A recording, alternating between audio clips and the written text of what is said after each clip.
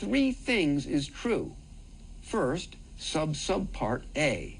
The offer expressly limits acceptance to the terms of the offer.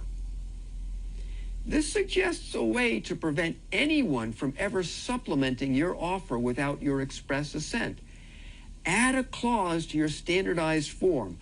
I do not assent to your addition of any terms to this offer. This works if your form is being used as an offer. You've just coated your offer with armor. The other party's acceptance can't add terms under subpart 2. Additional terms require your assent, and not just by silence or failure to object. You'd have to say yes. Here's the second reason an additional term won't become part of a contract. Subpart B. They, the additional terms, materially alter it. If you didn't coat your offer with armor, the additional terms still have to get past this wall. A party can only supplement an offer or contract with terms that are not material. This prevents the other party from adding any major surprises. What's material and what's not material? We'll explore that question in some examples in just a few moments. Here's the third reason supplementary terms won't become part of a contract. Subpart C. Notification of objection to them has already been given or is given within a reasonable time after notice of them is received. Let's imagine how this might happen. You're a very unusual person. You read fine print. Maybe a client pays you $400 an hour just to read fine print. Even I might read fine print if somebody paid me $400 an hour. So you read the fine print in an acceptance or confirmation, and something catches your eye. Choice of law, Uzbekistan. Isn't that where Borat is from? My client didn't have a choice of law clause in its offer, or there isn't one in an existing contract, so this Uzbek clause is additional, not different. And my client's offer doesn't have the armor coating I described earlier. Is Uzbek law materially different from Texas law? I have no idea. I don't know anything about Uzbek law. I do know that if there's a problem and Uzbek law applies, I'll have to retain an Uzbek lawyer. I don't like this, material or not. How do I make sure this additional term doesn't become part of a contract? I pick up my phone, I call the sender, and I say, I object to your Uzbek law clause. Better, I could send an email to make sure I have a record of my objection. Easy as that. I objected to the Uzbek clause, and that clause won't be part of the contract. I could also just send an email whenever I get another merchant's.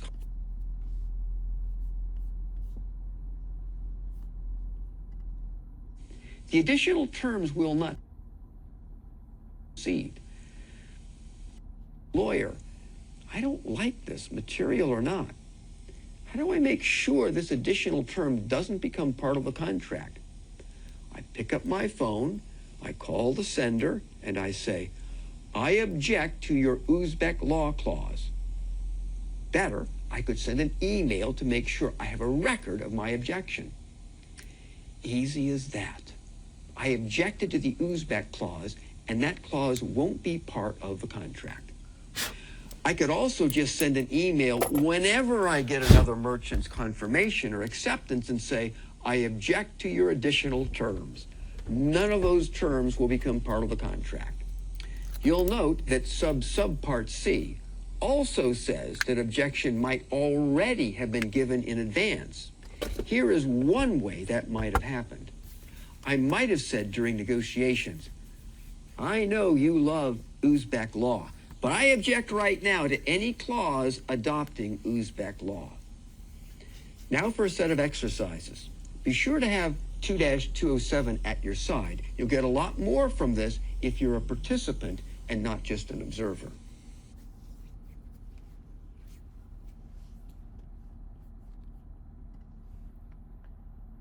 Buyer sent an offer for with no dispute resolution clause.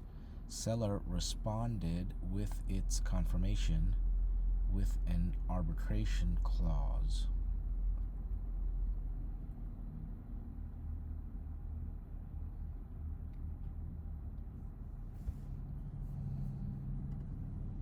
The answer to the first question is yes, there is a contract.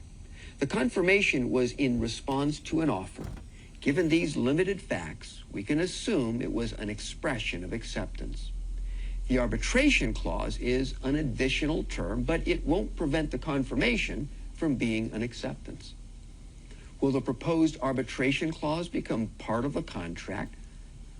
Maybe. The facts don't show that the offer barred additional terms, and the facts don't show an objection by the offeror. The answer depends on whether arbitration is material. 50 years ago, the answer might have been yes. Today, the courts love arbitration. It clears their dockets, so they're more inclined to treat arbitration as not material. However, pay attention to the fine print in the fine print. An arbitration clause might be unreasonable. It might require arbitration before one party's hand-picked employee. Materiality often requires a case-by-case analysis of the details. Some arbitration clauses are fair, some are materially unfair. Here's the second exercise.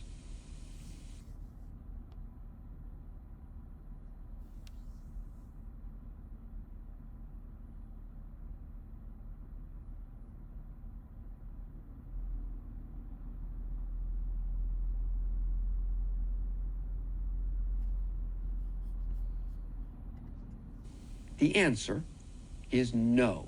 The contract does not have a choice of forum clause. This is an illustration of the knockout doctrine. When two confirmations of an existing contract add clauses that contradict each other, each has the effect of objecting to the other. They knock each other out.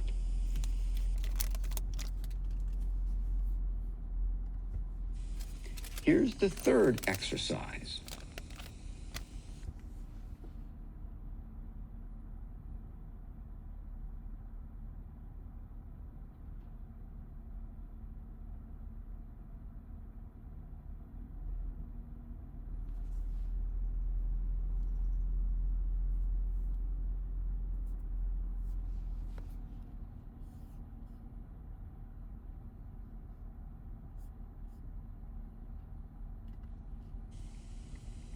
The answer is yes. The contract's choice of forum is New York. Buyer's offer predominates. Its terms included a choice of forum clause for New York. The seller's confirmation is an acceptance with at least one proposal, a choice of forum clause favoring Texas. That clause is not additional, it's different because it contradicts the choice of forum clause in the offer. You might have been tempted to apply the knockout doctrine, but that doctrine never applies against the terms of the offer. The offer is the superior document. Its terms defeat any contrary term in an acceptance or confirmation. Here's the fourth exercise.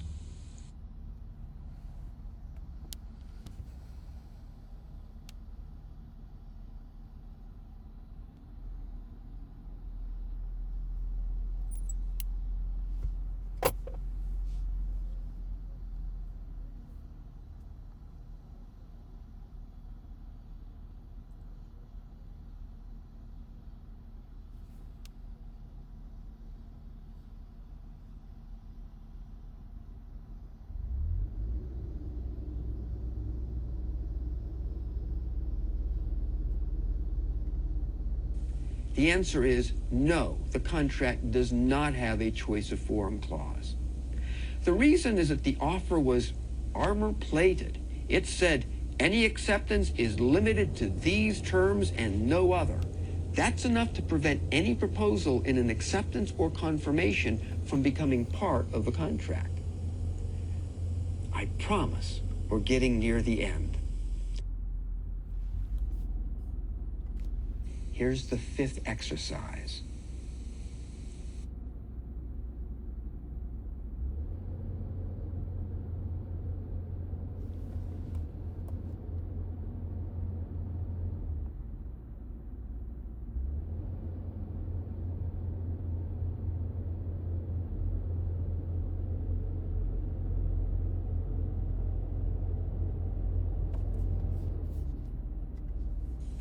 The answer is no, the contract does not disclaim warranties.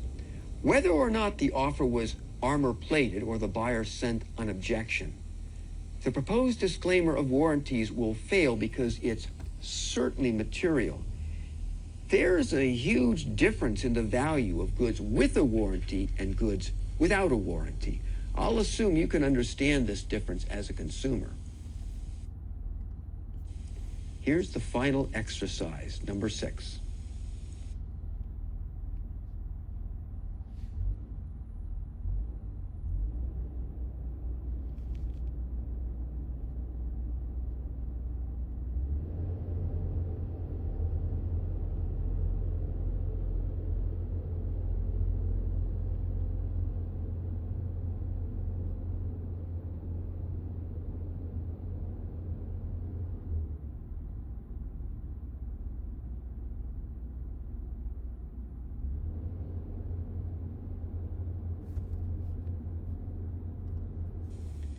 The answer is yes, there is a contract, and seller breached the contract by repudiating the contract. When did a contract form? As soon as seller dispatched its confirmation expressing acceptance. The confirmation had a late payment clause. It was just a proposal. It didn't prevent the confirmation from being an acceptance, and it didn't prevent a contract from forming. The proposal was additional or supplementary because it didn't contradict anything in the offer. However, the buyer prevented the proposal from becoming part of the contract just by calling to reject the proposal. Sorry, seller, you can't deny that you have a contract, and the contract doesn't have your late payment clause. We're finished with the exercises, so we just have a little time to cover 3 principal cases. I'm going to make short work of these cases because the lessons of these cases aren't as complicated as the facts. Let's start by combining StepSaver Data Systems versus Weiss and ProCD versus Zeidenberg for one purpose. These were sales of software. Is a computer program or app a good? No, although this might not have been clear at the time of these cases. The parties in the court were focused on the tangible thing, the disk on which the software was recorded. A disk is a good. If you bought a blank disk, it would certainly be a good. But software, particularly the right to use and copy software, is intellectual property, not a good. It's like the right to reproduce a Taylor Swift song and use your copy for commercial purposes. That right is not a good, it's intellectual property. So why did the courts apply Section 2-207 when Article 2 of the Code applies only to sales of goods? The parties in the court were too focused on the physical disk. But I also think the courts didn't care. They liked Section 2-207 analysis. If questioned, they'd probably say they were happy to apply Section 2-207 as persuasive authority. Next, both StepSaver and ProCD deal with a problem that's common for sellers of software and other intellectual property. The contracts are crazy complicated. You're buying a license to use, download, copy, and perhaps reproduce the program. It's one thing to buy a Taylor Swift CD to play on your stereo set at home. It's another to buy the right to sing or play Taylor Swift's music for commercial purposes, or to copy one of her recordings to sell her music to other people. The license terms for these contracts tend to be many pages long. Let's start with Step Saver, where the buyer often placed orders over the phone. Can a seller read all the detailed terms over the telephone every time a buyer places a telephone order? No. The seller will have to send a form with the detailed license terms later. In Pro CD, where the product is sold in a store, can the seller present the entire license on the box so every buyer can read the license before carrying a box to the cashier? No, that's not practical. In each case, the seller delayed presentation of the terms. In Step Server, the seller accepted or confirmed telephone orders by shipping the goods with a form. The form on the box included terms not in the buyer's oral offer or the party's prior oral contract. The extra terms in the box label were just proposals. One of those proposals was a disclaimer of warranty. The disclaimer of warranty failed for any of three reasons.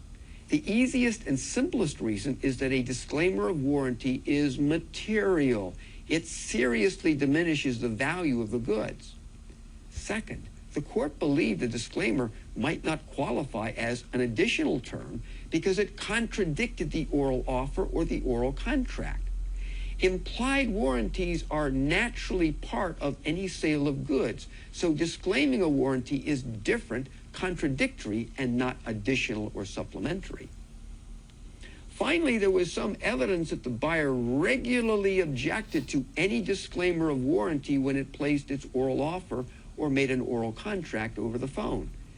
That would be an objection in advance to a disclaimer. It would also mean a subsequent proposal to disclaim warranties was different from, not additional to, the terms of the oral offer or oral contract. That's all we need to say about Step Saver.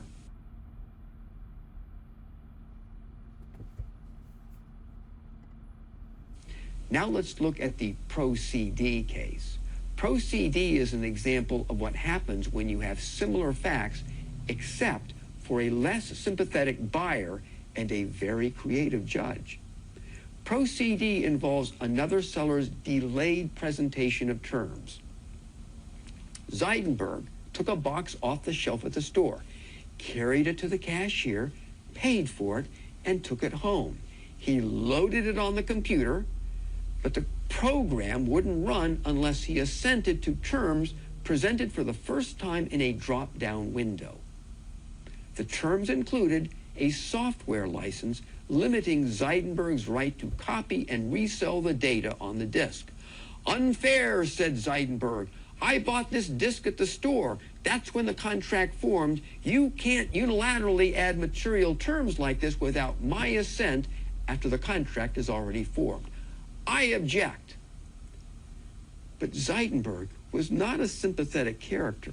Essentially, he was trying to take someone else's work, which was the writing of a program and the collection and searchable organization of data, to resell it to others as if he was the author of the software, the collector of the data, and the person who put the data in organized, searchable form. What kind of person does that make Zeidenberg? I'll let you fill in the blank. What did the court think of Zeidenberg? Sometimes a court uses a case like this as an opportunity to make important changes in the law. In this case, Judge Easterbrook adopted the theory of the rolling contract. A rolling contract is revealed in stages, not all at one moment. The merchant delays presentation of some of the terms. Here are essential elements for application of the rolling contract theory. First, the contract involves terms too complicated to be presented over the phone or at the store.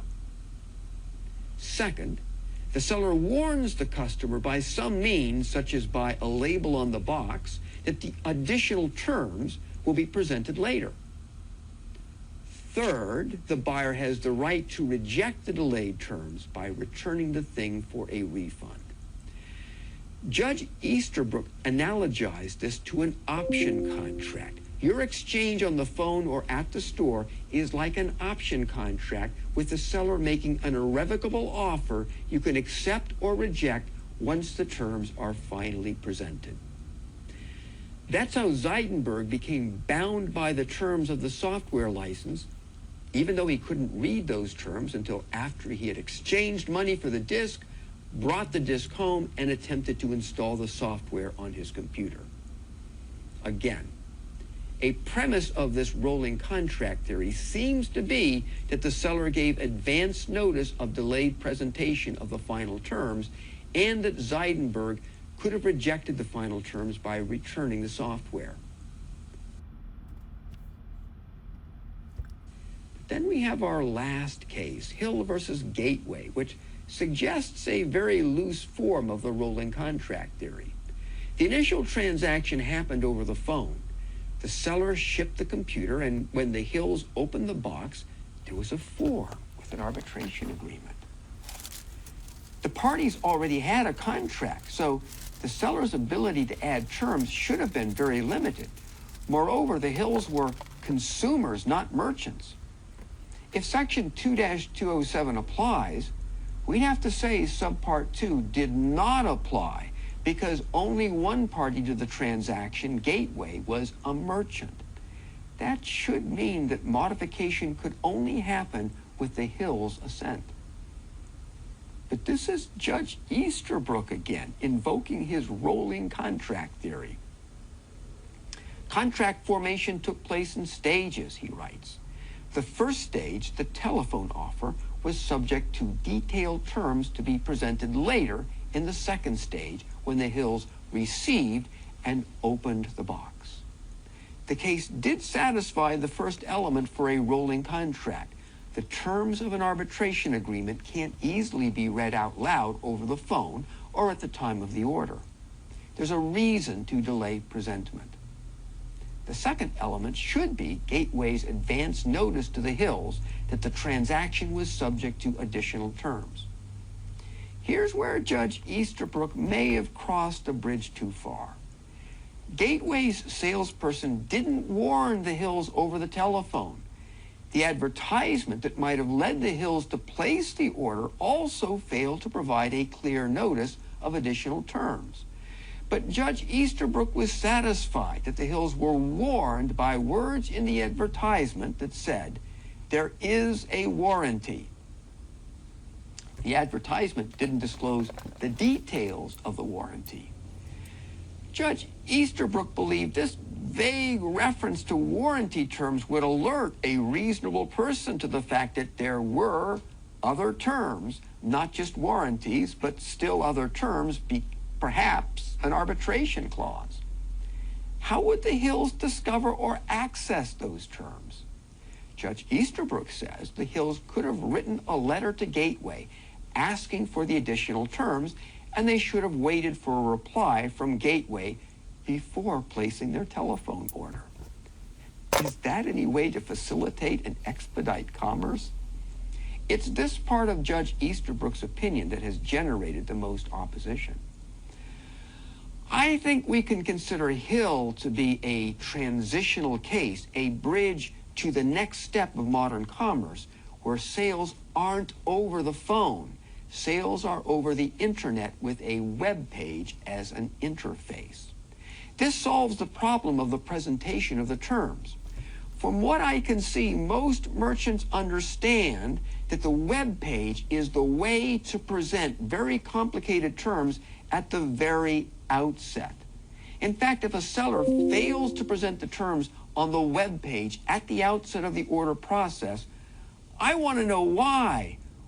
Why did you not present the terms up front when it was perfectly easy to do so? This means that in the future, Judge Easterbrook's rolling contract theory might have no more than a residual role. It's still for those situations when complex transactions are not on a web page. It's still there when you're old-fashioned and place an order over the phone. But remember that Judge Easterbrook's theory is not without controversy. It has a lot of opponents, especially on the question of what's fair notice of the existence of other terms. That's all for now.